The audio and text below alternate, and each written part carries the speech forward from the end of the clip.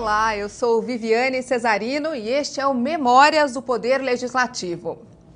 Só para você ter certeza que política tem a ver com tudo o que vivemos na nossa cidade e no nosso dia a dia, eu quero perguntar: você tem medo de dentista? Isso mesmo, medo de dentista?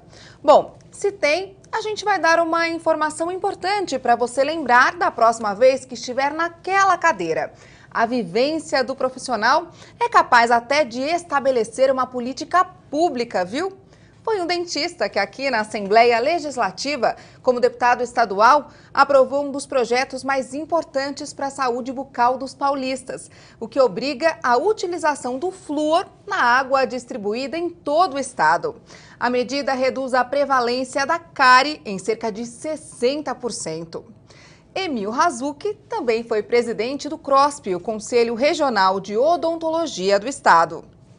Muito obrigada pela presença do senhor aqui no Memórias, é uma honra. A honra é toda minha, Viviane. Aliás, eu tenho um apreço muito grande pelo Poder Legislativo, porque ele representa o povo. São os deputados que estão em contato no dia a dia com a população e sentem as vicissitudes e as necessidades da população do Estado.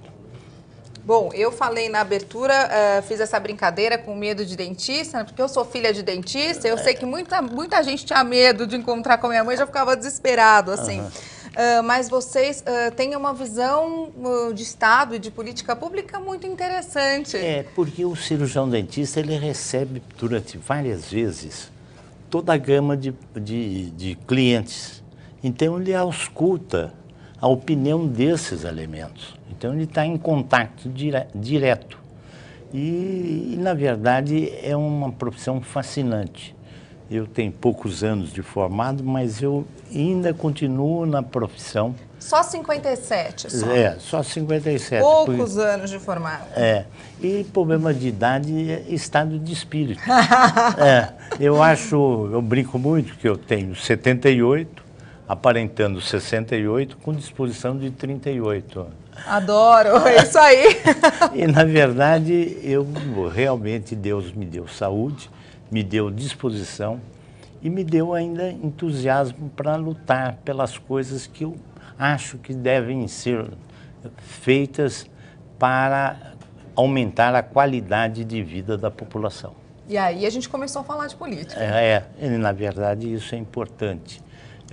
Eu me sinto bem, porque antes de ter condições da fluoretação das águas, em 72 eu implantei os bochechos fluorados no serviço público no Brasil, certo? Havia várias experiências, etc., e chegamos até quase 2 milhões de crianças beneficiadas disso de 72 até 78. E depois nós apresentamos na Assembleia aqui o projeto da fluoretação das águas, que é o método mais humano, mais social, porque ele atinge a todas as crianças, sem distinção de ordem social, econômica, educacional. E de um jeito muito fácil. Fácil, sem esforço dos pais, das mães. E naturalmente, porque quem bebe água é natural e recebe esse benefício. E até recentemente, tem um deputado federal que apresentou proibindo o problema da fluoretação das águas. Quando até a década de 80, nós tínhamos 6,7 dentes cariados de 7 a 8 anos. Uma criança de 6 a 7 tinha um índice de 6,7 de dente cariado. Do CPO. Muita coisa. Era muita coisa. E hoje é de menos de 1%. É de 0,90. Quer dizer, dá menos de um dente cariado. Por quê? A fluoretação das águas. E o uso também de pasta com flúor. Mas o essencial é a questão da fluoretação das águas. É na formação do esmalte. Então, ele torna mais resistentes à ação dos ácidos bucais, que é a primeira fase da cárie dentária, que é uma afecção químico-bacteriana. Então, naturalmente, você está fortalecendo o esmalte. e com isso impedindo a formação da cárie.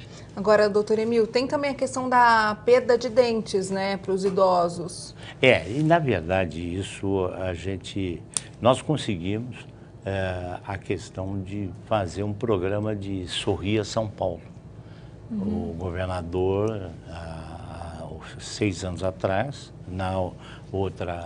há 7 anos atrás, ele instituiu o Sorria São Paulo para beneficiar aqueles municípios com poucos recursos. O governador Geraldo Alckmin. Não, Geraldo Alckmin. Quer dizer, e ele está expandindo. Hoje são 350 municípios que recebem o auxílio do Estado para dar a assistência odontológica. Porque sabe que a assistência odontológica ela é dispendiosa, porque tem o equipamento, o material de consumo caro, certo? E o desenvolvimento do trabalho exige realmente recursos. E ele compreendeu e estabeleceu o Sorria São Paulo.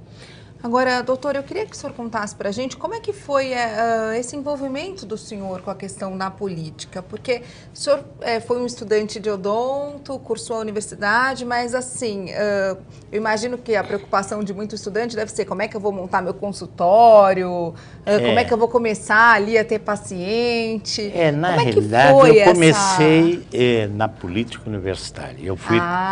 Eu fui orador do Centro Acadêmico Sampaio Vidal de Araraquara, depois me elegi presidente do Centro Acadêmico, depois fui eleito vice-presidente da UEE, no congresso da UNE em Nova Friburgo, em 1957, eu fui eleito o primeiro vice-líder da bancada paulista, então, que comandava a bancada em plenário. Então, eu tenho essa vivência desta época de política. Então era um olho ali no paciente e um no que estava acontecendo no resto do país. Do país. E nós lutamos pela consolidação da Petrobras, que infelizmente está nesse escândalo aí, que é uma barbaridade, porque isso é um lesa-pátria muito grande, dos minerais atômicos naquela ocasião, da autonomia universitária. Então nós temos um passado de luta, de UEE, de UNE, e com isso nos credenciam realmente a uma visão ampla e restrita da situação no país. E, na verdade, eu tive esse ímpeto, porque meu pai gostava muito, ele era libanês, mas ele adorava o Brasil e lia muito. Então ele dizia que era pena, que era um país fabuloso e que, por falta, às vezes, de boa gestão, tinha problema de defasagens sociais. E o que realmente até hoje a gente... Isso que eu ia falar aqui, comentário atual. Atual, porque na verdade a gente vê um país de riquezas extraordinárias e nós vemos desigualdades sociais. Tão brutais. Brutais. Agora, é o problema da educação e o problema de saúde. Porque o binômio saúde e educação é fundamental. Então diz que não tem saúde porque não tem educação, não tem educação porque não tem saúde. Então, na verdade, esta foi a minha luta aqui na Assembleia Legislativa. Por isso que eu lutei pela fluoretação das águas, por isso que eu lutei para a criação, inclusive, de amplitude do atendimento da saúde, certo? Eu fiz aqui, eu tinha sido diretor do Serviço Dentário Escolar de 72 a 74. Como diretor do Serviço Dentário Escolar, eu vi absurdos. Quer dizer, que tipo de absurdo? A merenda escolar que tinha o problema de alimentos cariogênicos. Tinha muito açúcar, pão de mel, essas coisas.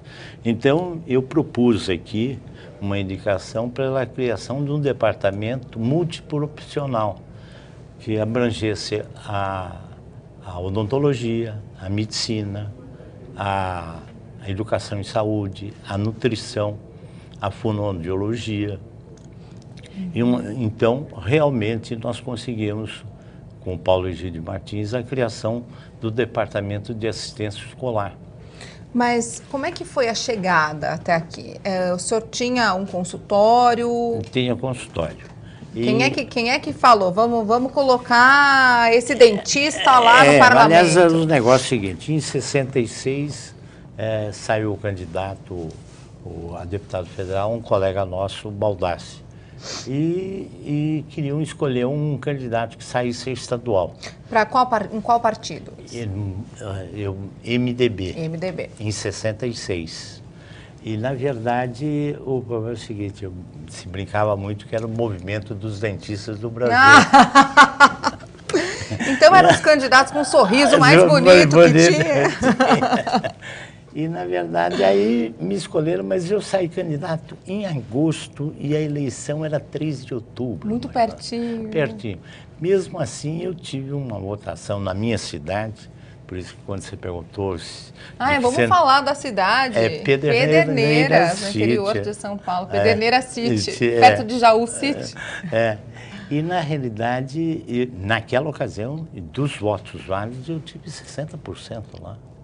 Foi uma votação expressiva, muito expressiva, a juventude assimilou e tal, mas fiquei como suplente. Aí eu só fui candidato em 74, em 70 eu não fui candidato.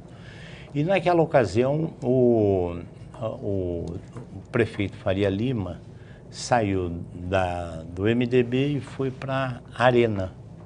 E houve uma reunião, etc. Nós éramos, pelo meu feitio político, de política universitária, e depois, então, houve um consenso naquela ocasião, porque havia a possibilidade dele ser candidato a presidente da República, por vias indiretas.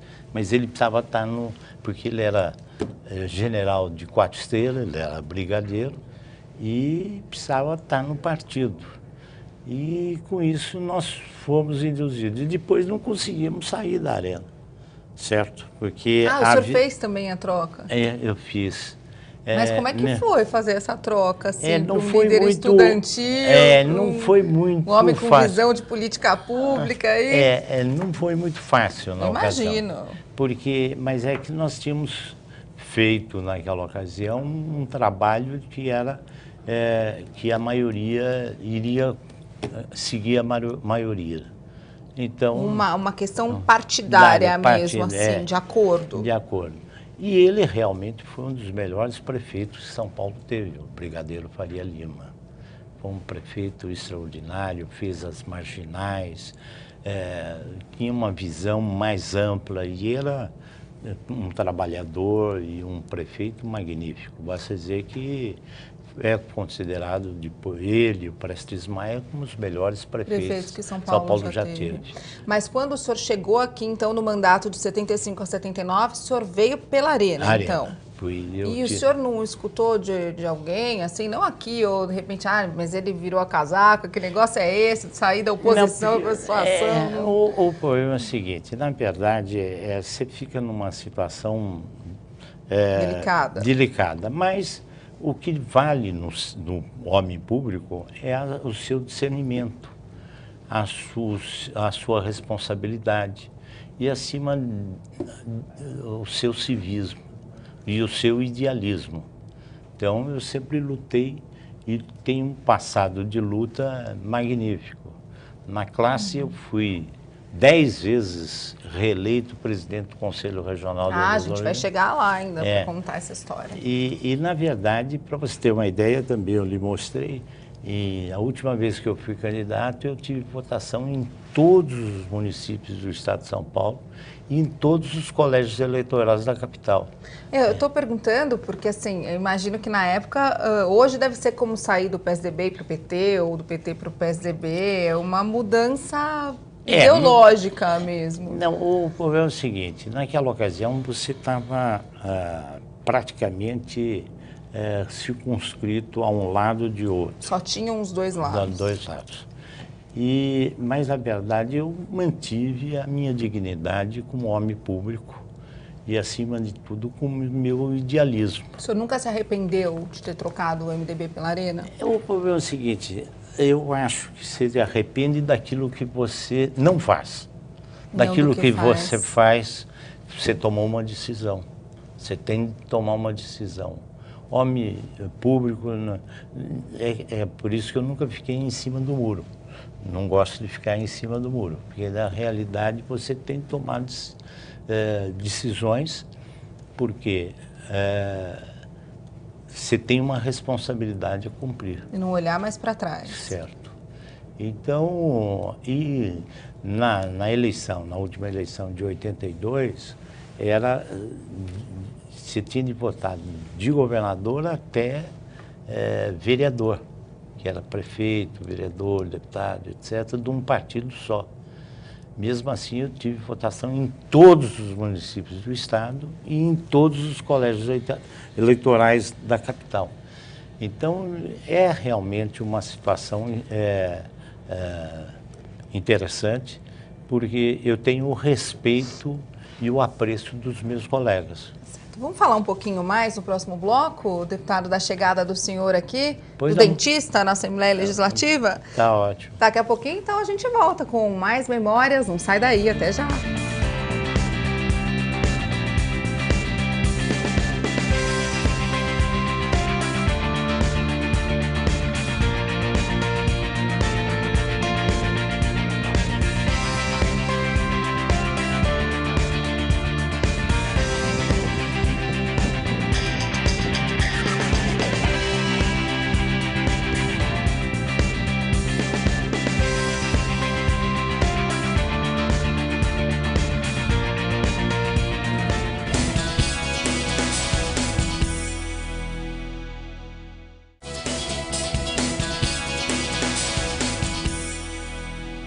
Memórias do Poder Legislativo de hoje entrevista o ex-deputado estadual e presidente do CROSP, o Conselho Regional de Odontologia do Estado de São Paulo, Emil Razucchi.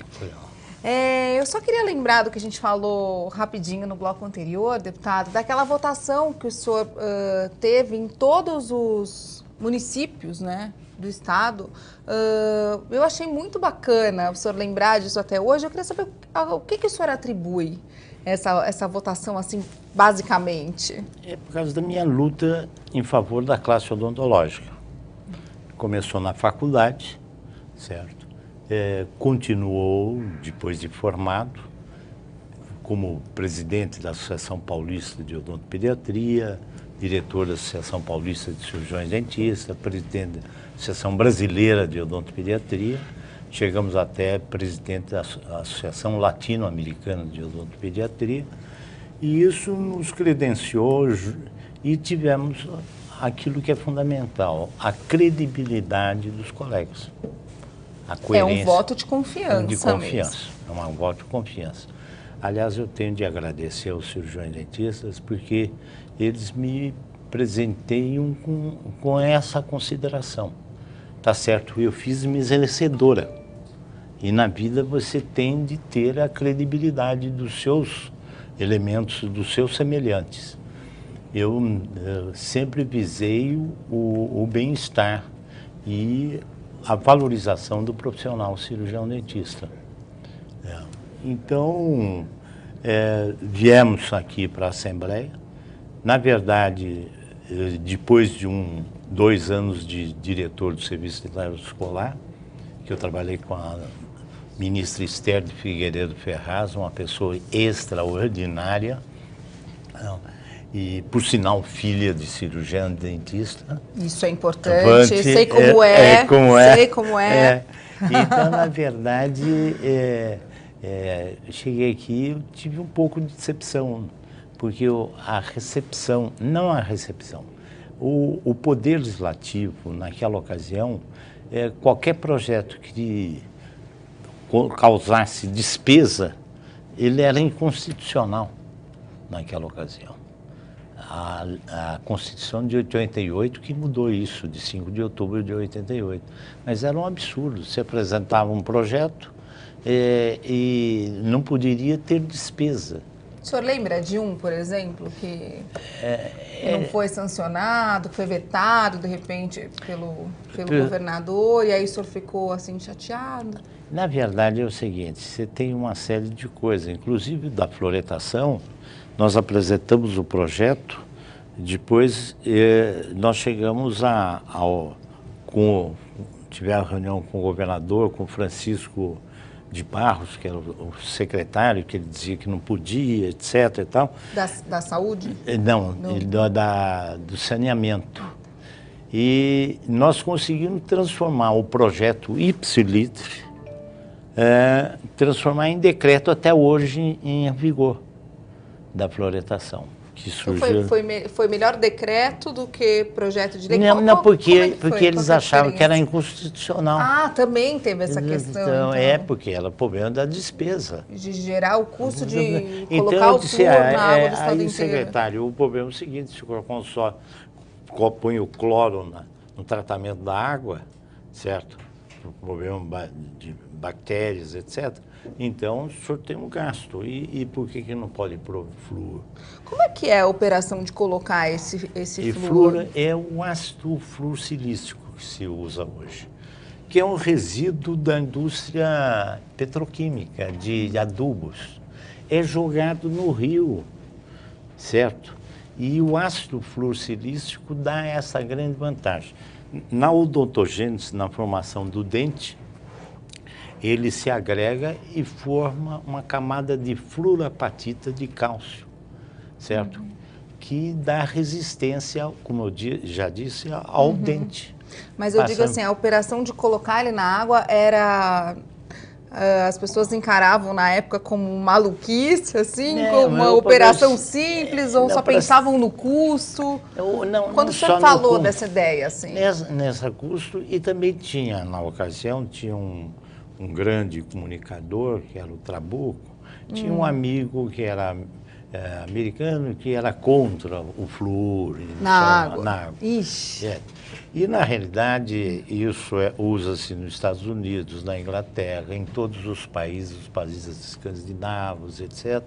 E a Organização Mundial de Saúde está aí, e os estudos que foram feitos, nenhuma substância foi tão estudada como o flúor. Como o flúor. Então não há o que se questionar. Não questionar. Quer dizer, é uma de segurança total. É o método mais seguro que se tem, certo? E de mais fácil controle, porque você vê todo dia a porcentagem de flúor que tem na água. Então, é altamente eficaz e eficiente. As duas coisas. Eficaz porque é mais barato, eficiente porque dá o resultado. Então, era uma luta que na década de 30, já nos Estados Unidos, se faziam pesquisas, certo? E a primeira cidade aqui no Brasil foi em 53, foi em Baixo Guandu, no Espírito Santo. E depois, realmente, a luta veio Araraquara, veio Marília, veio Campinas. Já tinham umas iniciativas aqui no estado. E no resto do país também. Também.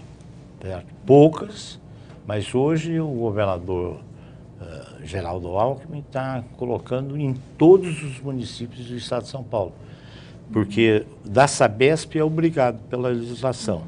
São 396 municípios. Grande parte dos municípios tem também serviços autônomos. Autarquias. É o caso de Ribeirão Preto. Autarquias. Que tem o DAERP. DAERP. E as cidades pequenas que não têm sistema.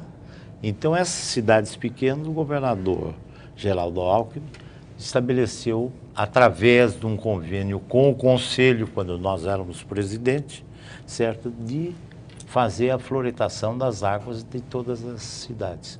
O governador tem sido e foi uma pessoa de uma visão. Também na área médica, né? Ele é profissional de saúde. Está muito ligado. Ligado. E ele realmente foi de um espírito extraordinário. Na verdade, essa questão da floretação foi fundamental, certo? E o que eu lutei aqui e consegui em dois projetos, em duas vezes, era o profissional de odontologia que não era valorizado. Porque é o seguinte, eu fui bolsista do governo francês em 63, certo? Fiquei 8 meses na faculdade, entre a Faculdade de Medicina de Paris e a Faculdade de Medicina de Bordeaux. E lá ele faz 7 anos de medicina e 2 anos de estomatologia.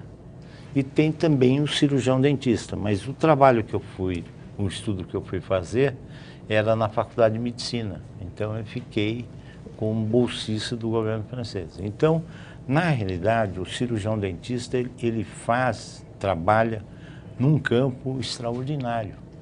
A primeira fase da digestão se realiza na cavidade bucal. E grande parte dos alimentos, a hidrólise dos alimentos, a decomposição dos alimentos, iniciam na cavidade bucal. É o caso do amido, que tem no arroz, no feijão. Então, na verdade, ele transforma o amido em destrose e maltose, certo? Que são calorias, pela ação da pitialina, que é uma enzima que tem na saliva, né?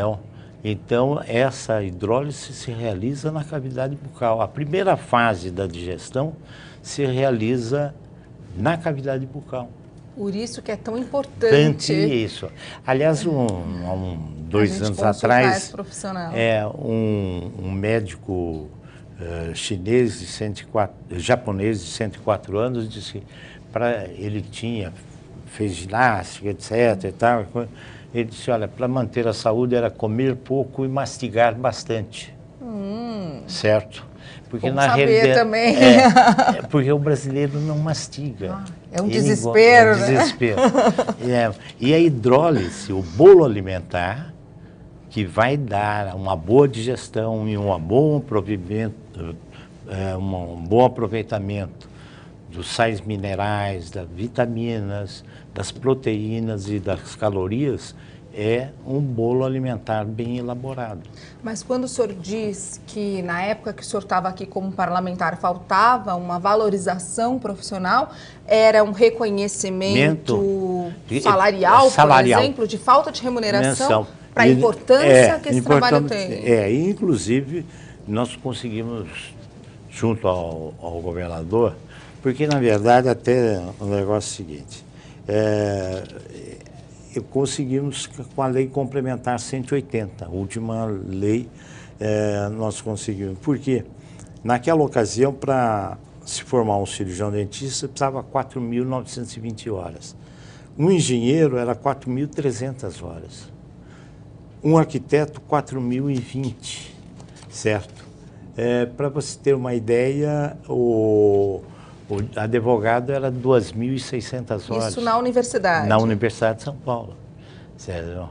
E naquela ocasião, na medicina tinha 52 candidatos para uma vaga, na odontologia tinha 47.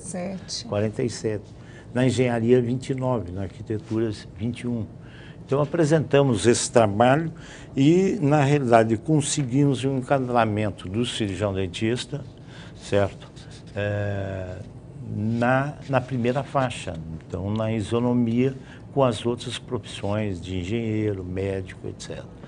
Então, porque, na verdade, depois do soldado em guerra, depois do bombeiro, certo? E do cirurgião, a profissão mais desgastante é o do cirurgião dentista. Porque o trabalho no campo de trabalho é pequeno, certo? Dificultado com a língua, com a saliva, com a contaminação, com o risco da contaminação também. A parte emocional do paciente, etc. Hoje, na realidade, as crianças, quando você deu a abertura, hoje a criança vai alegre no consultório, porque quase que ela não tem a cárie que tinha-se antigamente. É verdade. O meu filho tem 7 anos e nunca teve nenhuma, mas ele é neto de dentista, né? Minha mãe fica ali, ó, olhando. Além disso, ele toma água fluoretada. Verdade. Isso é um benefício. Não, quer dizer... Tem a questão da profissão também ser uma das mais confiáveis. Sim, que existe. Foi o trabalho feito pelas Seleções. A revista Seleções, há 3 anos atrás, depois do bombeiro, era o do cirurgião dentista. E a gente fica, por quê? A gente torna-se praticamente um interlocutor com o cliente. Mas o senhor estava falando da criança não ter medo, quem tem medo é adulto. Tem muito marmanjo que tem medo de dentista ainda. E a criança não conhece, ela vai na curiosidade também. Mas, deputado, voltando um pouquinho no que o senhor falou da decepção de repente, não conseguir concretizar em termos de projeto de lei o que o senhor idealizava como política pública, apesar das vitórias todas que a gente tem falado até agora, o senhor usou a palavra decepção. Ficou mesmo decepcionado com a impossibilidade ou com a convivência, não, mas na negociação? Verdade, aqui tinha ótimos colegas. Me conta. Ótimos colegas. Eu fiz um discurso em que eu conclamava na ocasião que era o momento da afirmação do poder político.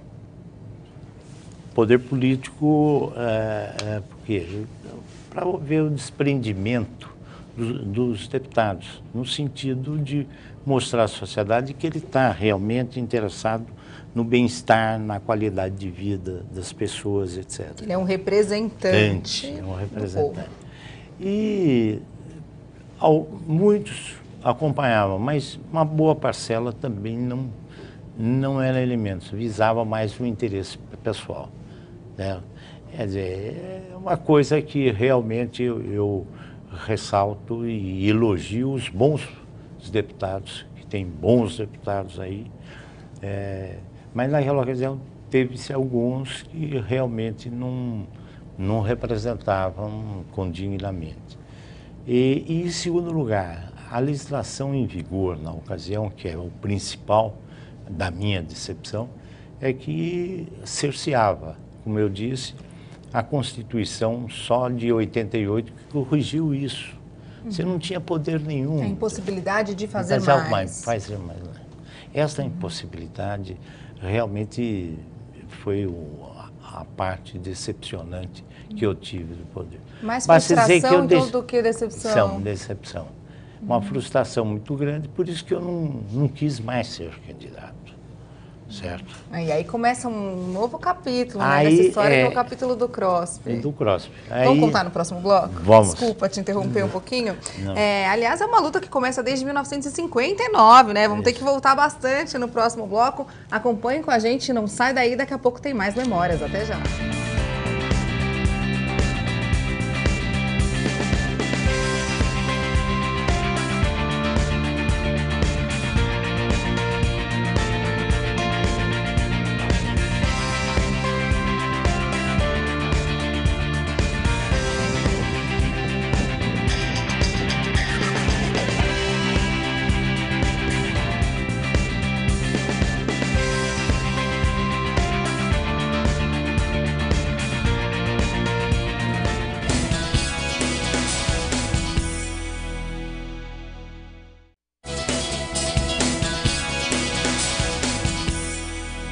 Obrigada por continuar com a gente. O Memórias hoje entrevista o ex-deputado estadual e ex-presidente do CROSP, o Conselho de Odontologia do Estado de São Paulo, Emil Razucchi.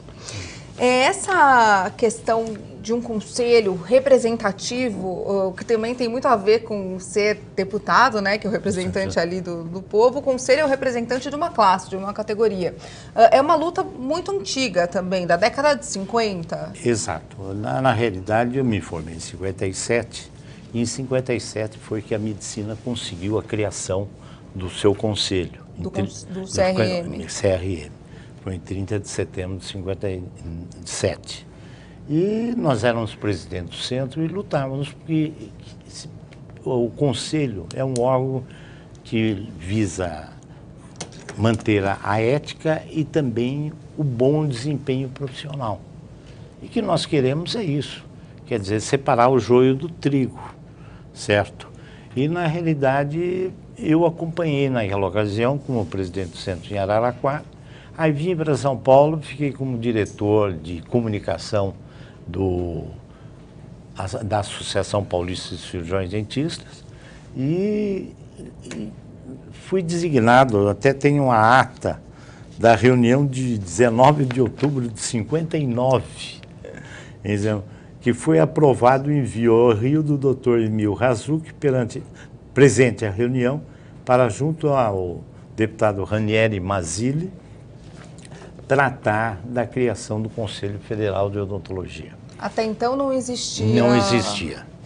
E depois, a reunião do dia 26 de outubro, em que nós falávamos de que tínhamos estado com o deputado Ranieri Mazzilli no Rio de Janeiro, não existia Brasília, porque Brasília foi inaugurado em 60, e que ele se prontificou a nos auxiliar nesse sentido. E nós entregamos um anteprojeto da criação do Conselho Federal e Conselhos Regionais de Odontologia. Isso está aqui a ata que traduz a realidade e os fatos. E, na verdade, só foi aprovado em abril de 64. O Juscelino enviou a mensagem em 60. Nós tivemos um colega, que foi o ministro Pedro Paulo Pinido, ele foi ministro da Educação, e depois, quando houve o problema com Mário Pinotti, que era o ministro da Saúde, ele acumulou o Ministério da Educação e o Ministério da Saúde. E, nessa ocasião, em setembro, em agosto, ele mandou ao presidente, e o presidente mandou em setembro para a Câmara Federal o projeto da criação dos conselhos. Foi uma luta intensa de toda a classe, mas felizmente, eu fiz parte desse grupo de idealistas que lutou na ocasião, certo? Foram inúmeros colegas que lutaram, mas devido a acompanhar a luta que a medicina teve naquela ocasião, nós sentimos que era a maneira certa, porque é o guardião da ética, os conselhos, e também o bom desempenho profissional. E é onde o paciente pode procurar uma ajuda quando precisa fazer uma denúncia. Exato. Ou para ter um apoio ali. Um apoio, isso é fundamental. Porque o saber quem é quem interessa muito para o paciente. Né? Um assunto eu apresentei aqui, e eu tenho os documentos aqui, a questão da defesa do consumidor. Em 22 de março de 76, eu apresentei para a criação de um órgão de defesa do consumidor. Porque hoje o melhor órgão de defesa do consumidor é o francês. E eu tinha estado na França e acompanhei. Então, eu apresentei não só a criação no Estado, mas na União de um órgão de defesa do consumidor. Eu tenho os documentos aí, a indicação e a moção para a criação, e inclusive de uma comissão de defesa do consumidor na Assembleia Legislativa. Isso em 1976, quando a Lei de Defesa do Consumidor é de 1991. Então, 15 anos antes, nós lutávamos por isso aqui nessa casa. E uma das coisas que me decepcionou é que eu apresentei de criar um seminário de defesa do consumidor na casa, e naquela ocasião o MDB foi contra e não aprovou. Aí eu consegui, com o presidente da ocasião, que era o Leonel Júlio, fazer o seminário com o apoio da presidência. E foi feito o primeiro seminário de defesa do consumidor da Assembleia Legislativa em junho de 76. Totalmente de vanguarda, discutir direito de consumidor na década de 70. Então, realmente, porque eu tinha vivido. E hoje você vai na França, você vai numa banca de jornal, você compra 60 milhões de consumidores, que é uma revista em que analisa as qualidades dos produtos. Tem um ranking. Que é realmente, essa questão de defesa do consumidor foi uma bandeira que eu sempre lutei. E deve haver, porque realmente o consumidor é menosprezado nesse país. É o lado mais fraco. É o mais fraco. Então, até hoje. E o PROCON foi uma consequência também disso, da luta, mas lá no Instituto, na França, ele tem independência. Independência do governo. Do governo. Ele usa os órgãos do governo para pesquisas, análise de produtos, etc., mas ele tem a plena liberdade de autonomia. Então, é o representante dos jornalistas, é o representante das donas de casa, dos trabalhadores, dos empresários, etc. E esse colégio é que decide quais são as lutas do Instituto de Defesa do Consumidor, certo? Bacana. E eu apresentei isso. E naquela ocasião eu disse, não, porque foi apresentado por um deputado da Arena como se a ideia fosse deste ou daquele. Então, uma das frustrações que eu disse foi esta. Então, essas coisas é que não, você tem que ter um espírito aberto. Uma cabeça aberta. E que às vezes não tem. Não. Mas, na verdade, o Conselho foi uma luta muito grande. Foi aprovado e sancionado quando era presidente, do dia 4 de abril a dia 15 de abril de 64, ficou como presidente o Ranieri Mazzilli.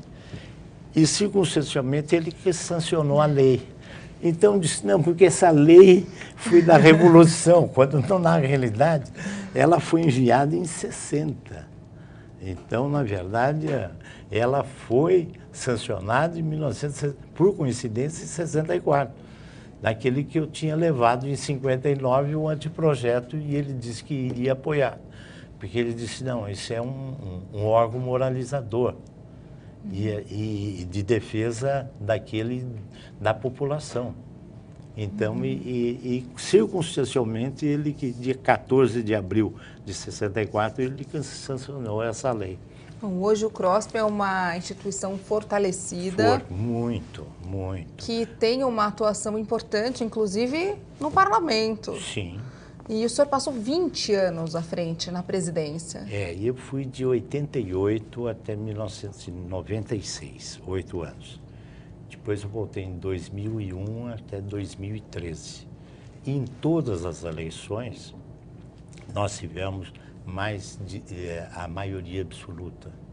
Eu tive 2 eleições com 91% da votação e isso foi usado quando o TRE ainda emprestava as urnas eletrônicas. Hoje eles não estão emprestando mais. Mas eu tenho uma honra de realmente... E eu não quis continuar porque eu já achava que deveria ceder para outros, certo? Apesar que a gente sempre tem um espírito novo a achar que deve se fazer mais. E eu tenho, no dia a dia, quem tem idealismo, que tem luta, eu digo que os anos enrugam o rosto, mas se perder o ideal, se enruga a alma, certo? Com certeza. Você tem de manter o idealismo e o civismo, porque a gente luta e tem esperança de dias melhores para esse país. Então, quando pela primeira vez nós vimos que o Joaquim Barbosa conseguiu levar à frente a questão do mensalão, certo? Esse moço Moro, lá no Paraná, está fazendo um trabalho espetacular, certo? Isso é importante, porque quem deve tem de pagar, porque o que se fez não podia se fazer. 10 milhões de reais é muito dinheiro. Eu sou Emil, não cheguei em milhão. E desse pessoal que a gente tem que ter medo, né? Não do dentista, né? Exato. Eu queria saber como é que estar do outro lado, porque quando se comanda uma instituição como o CROSP, incentivadora também e formuladora de política pública, para que essa política pública seja colocada em prática, é preciso sensibilizar o agente público, o gestor. Como é que se faz isso estando do lado de fora? Na verdade, é o seguinte, como no Conselho nós tivemos a questão da floretação das águas, nós fazemos um programa e concurso à saúde bucal, que eu fiz convênio com a Unesco. nós fizemos durante 10 anos seguidos. Foi considerado pela Unesco o maior programa pedagógico de saúde bucal do mundo, certo? Nós tivemos na Unesco, apresentamos o nosso programa e temos o convênio da Unesco, que é nas escolas do estado e nas escolas aqui do município. Nós fizemos durante 10 anos isso. Quer dizer, é um trabalho magnífico, porque você tem de orientar. Se a criança aprender que ele tem de mastigar, então ele vai, através do professor, isso é fundamental. Que ele tem de fazer a higienização para impedir a forma... Como é que escova o dente direitinho? Todos esses aspectos são fundamentais. Os maus hábitos, certo? Para evitar a maloclusão dentária. São todos esses preceitos que devem ser cumpridos e orientados para nós termos a questão praticamente de economia pública. Lá na frente. Lá na frente, economia pública. E de melhor qualidade de vida, porque não há material melhor que o próprio esmalte do dente. Então, o que nós sentimos é isso. Nós fizemos isso. Nós fizemos um programa sobre câncer bucal. Deixa eu mostrar aqui. Programa de prevenção de câncer bucal, certo? Para se ter uma ideia, nós distribuímos 18 milhões desse folder, que ele pode fazer o autoexame. O autoexame. Porque hoje, para você ter uma ideia, no adulto, no homem, é a 5ª incidência de câncer e na mulher é a 9ª, certo? Então, e traz uma mutilação terrível o câncer de boca, certo? Então, se realmente um câncer de língua diagnosticado precocemente, não há a propagação. Então, nós temos realmente um passado de luta muito grande na classe. Pois é, vou até mostrar. Isso aqui são só as homenagens desse ano. Que a gente está acabando, só tem mais um minutinho de programa. Deixa eu ver se está tudo aqui na ordem certinha. Para a gente mostrar. Se eu não virei nenhum de ponta cabeça sem querer aqui. Esse é o certo. São todas as homenagens recebidas pelo senhor só em 2014. Exato. Eu recebi do mérito odontológico do Conselho Federal de Odontologia. O ano passado eu recebi do Conselho Regional de Odontologia, o outro do Federal. Recebi esse ano do sócio benemérito da Associação Brasileira de Odontopediatria e o de mérito nacional do Conselho Federal de Odontologia, que é a maior. É esse daqui, a honra ao mérito odontológico. E recentemente, há esses dias, eu recebi no Ceará outro prêmio também, a medalha de mérito odontológico. Olha, eu só tenho a agradecer a presença do senhor aqui, um dentista tão visionário. Muito obrigada. Eu que agradeço e quero cumprimentar a senhora, sua mãe, por uma filha tão brilhante. A doutora Maria Rita. A Maria Rita. Ela vai ficar toda. Bom, não tem melhor forma de agradecer um trabalho desse do que com um sorriso, né? Que é nosso cartão de visita, ela sempre me disse isso. Parabéns pelo trabalho do senhor, por essas homenagens todas e muito obrigada por ter participado do Memórias. Eu que agradeço e esse Memórias realmente é um programa que dá uma motivação maior, serve de estímulo, certo? Porque na vida você tem a questão dos estímulos e da motivação para realmente lutar por aquilo que todos nós queremos, uma qualidade de vida melhor para a nossa população. Isso aí, muito obrigada. Eu que agradeço. E obrigada para você também que ficou com a gente durante todo esse programa. O Memórias volta na semana que vem. Até mais.